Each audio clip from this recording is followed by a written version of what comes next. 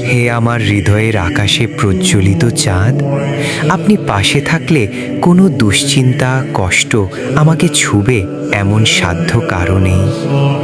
হে আমার হৃদয়ের রানী, আপনি পাশে থাকলে আমার কষ্টগুলো সুখ হয়ে যায়।